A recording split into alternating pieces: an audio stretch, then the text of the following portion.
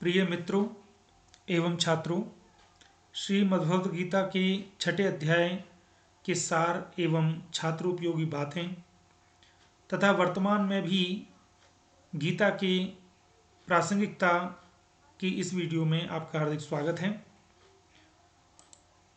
इस अध्याय का नाम है आत्म संयम योग। इस अध्याय में 47 श्लोक हैं। इस अध्याय में श्री कृष्ण कहते हैं कि प्रत्येक व्यक्ति को स्वयं की उन्नति करनी चाहिए। व्यक्ति स्वयं ही स्वयं का मित्र है और स्वयं ही स्वयं का दुश्मन है। इसका अर्थ ही हुआ कि व्यक्ति की उन्नति और अवनति व्यक्ति के स्वयं के ऊपर रहती है। तो श्री कृष्ण कहते हैं कि जिस व्यक्ति का मन अपने वश में नहीं है, उसका मन उसके लिए परम शत्रु की तरह से होता है।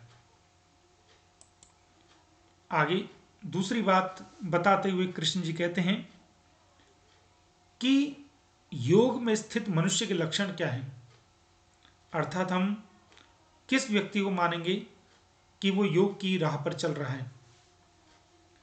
तो जो मनुष्य बिना किसी कर्म के फल की इच्छा से अपना कर्तव्य समझकर काम करता है, स्थिर चित्त वाला है, इंद्रियों को वश में करने वाला, पूर्ण संतुष्ट, मिट्टी पत्थर और सोने को एक समान मानने वाला, पुण्यात्मा और पापात्माओं में भी एक समान भावना रखने वाला, किसी भी वस्तु के प्रति आकर्षित हुए बिना तथा किसी भी वस्तु का संग्रह किए बिना परमात्मा के ध्यान में एक ही भाव में रहने वाला व्यक्ति योगी होता है।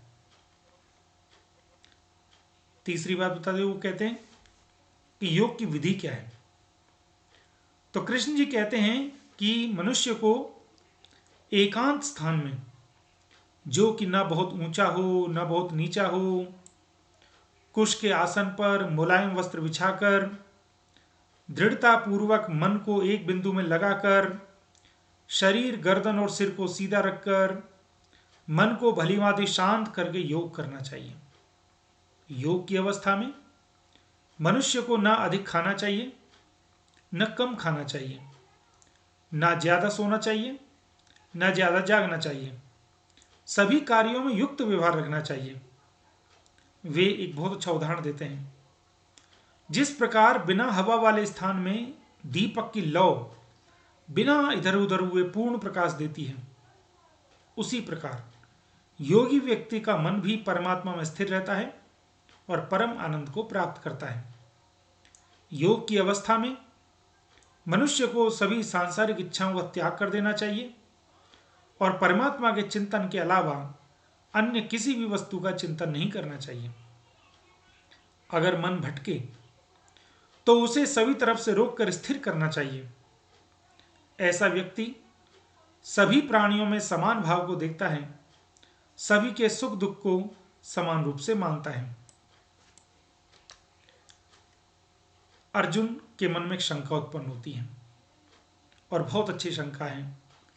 कृष्ण से पूछते हैं कि हे श्री कृष्ण, मन तो बहुत ही चंचल है, बहुत हठी और बहुत बलवान है, मजबूत है।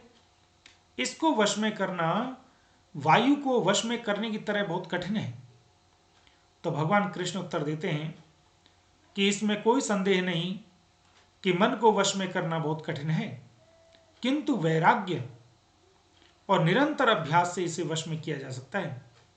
वैराग्य होता है और चीजों से दूरी बनाकर लगे रहना, और चीजों से दूरी बनाना वैराग्य, और निरंतर अभ्यास, लगे रहना कि नहीं मुझे ये काम करना ही है। इससे मन में वश कंट्रोल बस में आ जाता है। अर्जुन एक और शंका करते हैं कि हे कृष्ण, मानिए कि योग करने वाला व्यक्ति किसी कारण असफल हो गया और उसका योग छूट गया, तो उसकी क्या गति होगी। अर्थात कोई व्यक्ति योगी है और किसी कारण से योग भ्रष्ट हो गया, तो उसकी स्थिति क्या होगी। इस पर श्री कृष्ण जी कहते हैं कि प्रत्येक शुभ और अशुभ कर्म का फल तो मिलता ही है।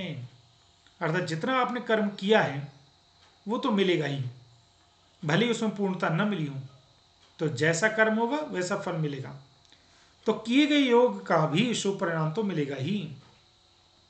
ऐसे योगियों के परिवार में जन्म ले लेते हैं, मतलब किए गए योग का फल उनको ये मिलता है कि फिर योगियों को परिवार मिल जाता है, उनको एक अवसर मिल जाता है कि अपने आप को फिर से उठाएं, जो कि बहुत दुर्लभ है।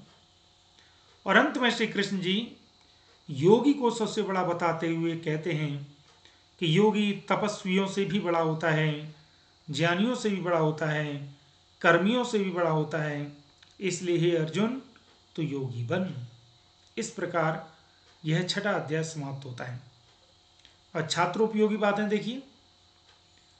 इस अध्याय में छात्रों के लिए सर्वप्रथम बात यह है कि हमें अपनी उन्नति का प्रयास अवश्य करना चाहिए, और ये सब मनुष्यों के लिए भी है। तो वर्तमान में प्रासंगिकता देखिए कि प्रत्येक व्यक्ति को उन्नति करने की कोशिश करनी चाहिए, यह गीता बताती है।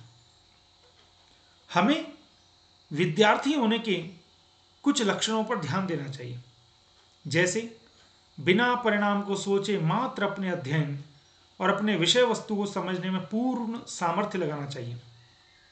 पूर्ण, ये पूर्ण है, पूर्ण सामर्थ्य लगाना चाहिए। पढ़ते समय हमें संयमी होना चाहिए। अनावश्यक संग्रह और अनावश्यक आकर्षण से हमें बचना चाहिए। इसको भी हम मनुष्यों के अर्थ में भी समझ सकते हैं कि हमें मानव होने के लक्षणों पर ध्यान देना चाहिए। तीसरा, पढ़ने की विधि पर भी हमें विशेष ध्यान देने की आवश्यकता है। हमारा पढ़ने का स्थान शुद्ध हो, पढ़ने की जगह निश्चित हो, मन को भलीभांति शांत करके पढ़ें, अध्ययन अवस्था में खान पान पर विशेष ध्यान दें, उचित जागरण और उचित सोना रखें, स्वयं को एकाग्रचित्त रखें। जैसे वही दीपक सही प्रकाश दे पाता है जो हवा के अभाव में रहता है, उसी प्रकार वही छात्र ज्ञान प्राप्त कर पाता है जो एकाग्रचित्त होता है। अध्ययन के समय हमें अन्य किसी भी वस्तु का चिंतन नहीं करना चाहिए। छात्रों के लिए है, मनुष्यों के लिए भी है कि हमें शुभ कर्मों के अलावा अशुभ कर्मों पर ध्यान ही नहीं देना चाहिए। चौथा पॉइंट देखिए, हमें कई बार लग सकता है कि पढ़ने में हमारा मन नहीं लग रहा या श्रेष्ठ कामों में हमारा मन नहीं लग रहा, तो इस स्थिति में हमें वैराग्य मतलब बाहरी क्रियाओं से दूरी और अभ्यास पर बल देना चाहिए। बुरे कामों से दूर रहने का संकल्प लेना चाहिए और अच्छे काम में लगे रहने का ही अभ्यास पर बल देना चाहिए। और अंत में हमें यह भी विश्वास रखना चाहिए कि विद्या प्राप्ति के लिए किया गया प्रत्येक प्रयास हमें कहीं ना कहीं सुपरिणाम तो देगा ही, और हमें अध्ययन को सबसे बड़ा मानना चाहिए। अर्थात हम ये न सोचें कि हम सफल नहीं हुए तो क्या होगा, अरे जो प्राप्त किया गया ज्ञान है वो कहीं ना कहीं अवश्य हमें काम आएगा। इस प्रकार हमें अध्ययन पर जोर देना चाहिए। अब इस अध्याय में कुछ स्मरणीय श्लोक हैं जो कि छात्रों के लिए बड़े उपयोगी हैं, और यह अध्याय तो ऐसा ही लग रहा है कि जैसे छात्रों के लिए ही हो। तो देखिए क्या है, उद्धरेदात्मन आत्मानं नात्मानं अवसादयेत् आत्मेव हि आत्मनो बंधु आत्मेव रिपुरात्मनः। स्वयं को स्वयं से उठाओ, स्वयं से खुद को नीचे मत गिराओ। हम स्वयं में ही स्वयं के मित्र हैं और स्वयं में ही स्वयं के दुश्मन हैं। युक्ताहार विहारस्य युक्तचेष्टस्य कर्मसु युक्तस्वप्नावबोधस्य योगो भवति दुःखः। जो व्यक्ति युक्त आहार करता है, युक्त विहार करता है, युक्त कर्म करता है, युक्त सोता है, युक्त जागता है, ऐसा व्यक्ति योगी होता है। यथा दीपो निवातस्थो नेंगते सोपमा स्मृता योगिनो यत चित्तस्य युञ्जतो योगमात्मनः। जैसे दीपक बिना वायु स्थान पर हिलता नहीं, प्रकाश देता है, ऐसे ही जो व्यक्ति योग करता है उसके अंदर योग को प्राप्त करने की स्थिति आ जाती है। असंशयम महाबाहो मनो दुर्निग्रहम चलम अभ्यासेन तु कौन्तेय वैराग्येण च गृह्यते। हे अर्जुन, माना ये मन बहुत मुश्किल से नियंत्रण में आता है, परंतु हे कुंती के पुत्र अर्जुन, अभ्यास और वैराग्य से यह वश में आ सकता है। तपस्विभ्योऽधिको योगी ज्ञानिभ्योऽपि मतोऽधिकः कर्मिभ्यश्चाधिको योगी तस्माद् योगी भवार्जुन। योगी तपस्वियों से भी बड़ा होता है, ज्ञानियों से भी बड़ा होता है, कर्मियों से भी बड़ा होता है, इसलिए हे अर्जुन तो योगी बन। अब इस पूरे अध्याय का सार मेरी 8 पंक्तियों में।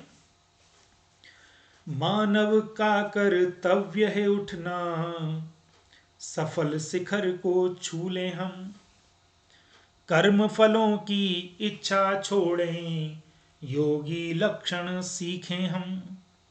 मानव का कर्तव्य है उठना, सफल शिखर को छू लें हम, कर्म फलों की इच्छा छोड़ें, योगी लक्षण सीखें हम। सीख अमर है परम प्रभु की, जीवन में गर धारो तो, सीख अमर है परम प्रभु की, जीवन में गर धारो तो, जीवन होवे सफल हमारा, लाखों में भी चमके हम। जीवन होवे सफल हमारा, लाखों में भी चमके हम। योग विधि को प्रभु बताते, सरलतया समझाते हैं, लक्ष्य प्राप्ति हम सन्नद्ध होवें, दीप दृष्टांत बताते हैं। योग विधि को प्रभु बताते, सरलतया समझाते हैं, लक्ष्य प्राप्ति हम सन्नद्ध होवें, दीप दृष्टांत बताते हैं। चंचल मन को वश में करना बहुत जरूरी है मित्रों, चंचल मन को वश में करना बहुत जरूरी है मित्रों, ज्ञान तपस्या और कर्म में योगी को परम बताते हैं। ज्ञान तपस्या और कर्म में योगी को परम बताते हैं, योगी को परम बताते हैं, योगी को परम बताते हैं। तो प्रिय मित्रों, मैंने कोशिश की कि श्रीमद् भगवद गीता के 6 अध्याय का सार, छात्र उपयोगी बातें, स्मरणीय श्लोक, वर्तमान में प्रासंगिकता, विषय को स्पष्ट करने का। अगर आपको मेरा प्रयास अच्छा लगा हो तो आप मेरे चैनल वेद प्रकाश घर को लाइक शेयर सब्सक्राइब अवश्य करें, अपने कमेंट दें जिससे कि मैं और उत्साहित हो सकूं। बहुत बहुत धन्यवाद। जय हिंद।